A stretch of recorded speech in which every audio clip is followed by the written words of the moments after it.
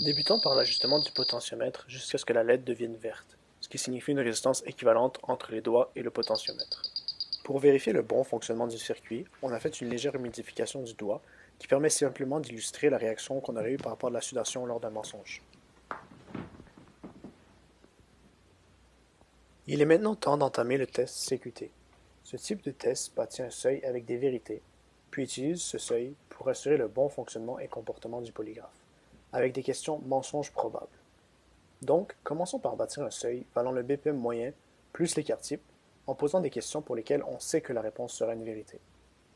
Pouvez-vous me confirmer que vous vous appelez bien José Dupuis? Oui, Pouvez-vous me confirmer que vous avez étudié à l'École polytechnique de Montréal? oui. Pendant ces périodes de questions, le graphique du seuil s'affiche en temps réel. On voit en effet les valeurs des moyennes et des écarts types qui permettent de déterminer ce seuil. Il faut continuer ce calcul du seuil jusqu'à ce que la distribution du BPM s'apparente à une distribution gaussienne selon un seuil de 87,5%, comme on peut le voir s'afficher à l'écran. Pouvez-vous me confirmer que vous travaillez bien en tant qu'analyste du développement des réseaux chez EXO actuellement? Oui.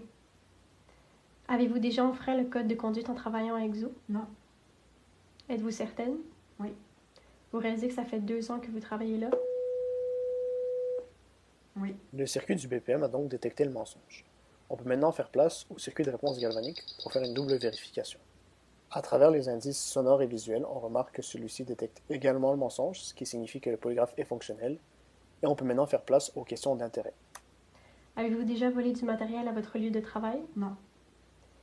Une grande partie de nos ordinateurs portatifs ont été perdus lorsque nos travailleurs ont quitté pour le confinement. Vous n'avez donc pas pris le vôtre?